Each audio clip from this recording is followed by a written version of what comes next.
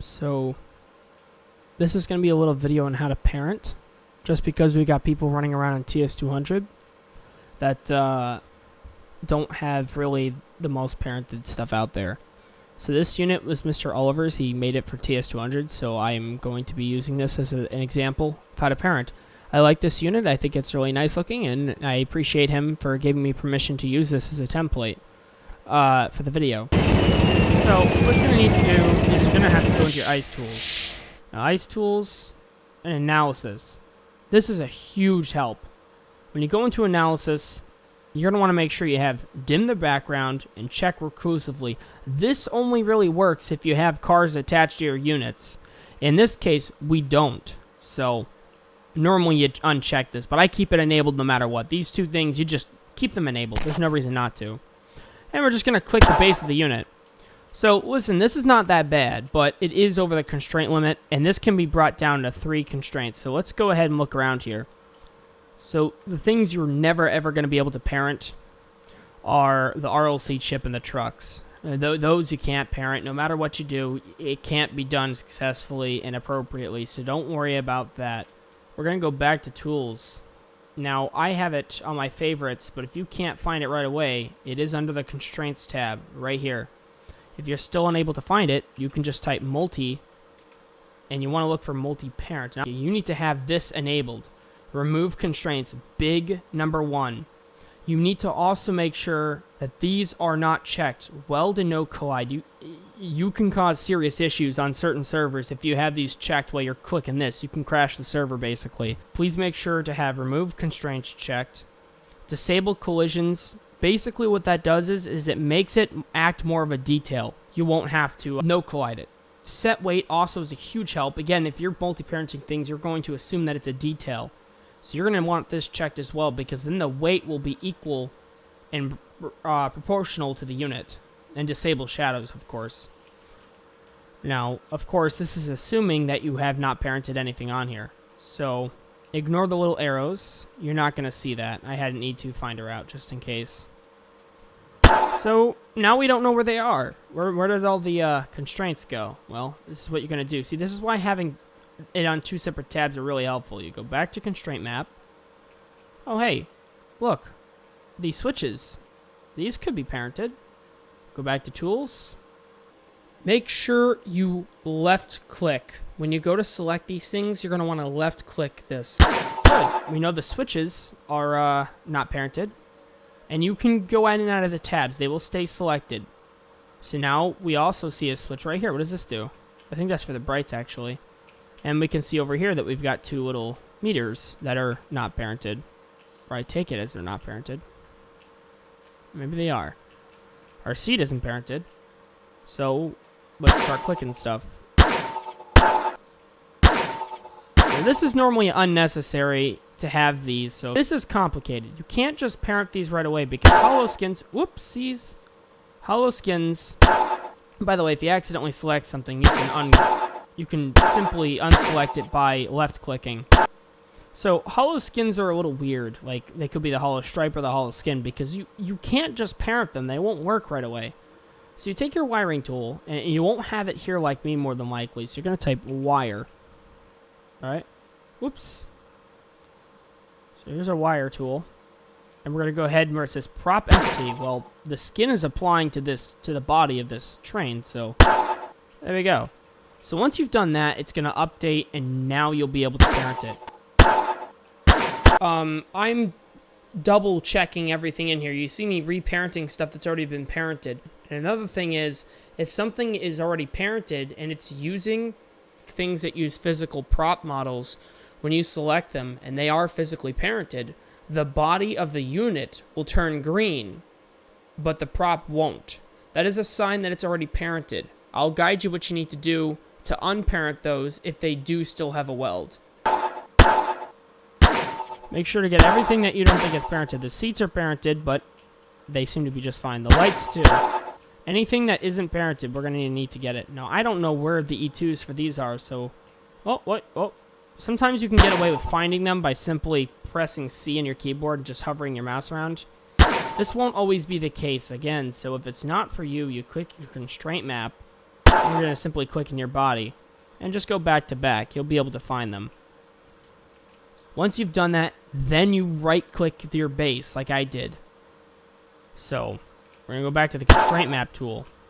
We notice how we just dropped a total of 10 cons. We're not done yet, though. There's still stuff here that we can parent. But as you can clearly see here, this is still welded. Uh-oh. What did I do wrong? So sometimes when you've multi-parented, you might have made a mistake, and you might have forgot to remove this. You might have forgot to check this check mark. Or you may have items that are still multi-parented that still hold constraints. So in the event of that happening, it's fine. I'll guide you what you need to do. So you're going to go to your multi-unparent tool. Again, if you don't have it in your constraint thing right here, just type multi, and it should be right there, multi-unparent. And everything, you simply just left-click it, and you'll see everything will glow like a reddish color. So in this case, those are not parenting correctly. And this isn't parenting correctly. We also need to go back to here, to our constraint map, and see what other objects there are. So we got 2 units here, and we have these selected, and our trucks. So we've got them. Go back to your multi-parent tool and right-click your base.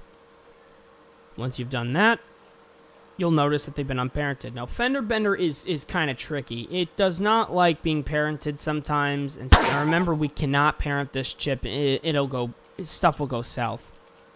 Now, in this case, mag seats do not like to be parented to the base of the body. And the reason why I say that is because your switches for your lights and other things will stop working correctly. So what you can do is you select your switch and your seats, and you can parent them to an E2. Or you can parent them to a gate. Doesn't matter if the gate is parented or not. Automatically, it should work. Just as long as the E2 does not have a custom model. Now, if we go back to here, we go to constraint map, we'll update this. 3 cons.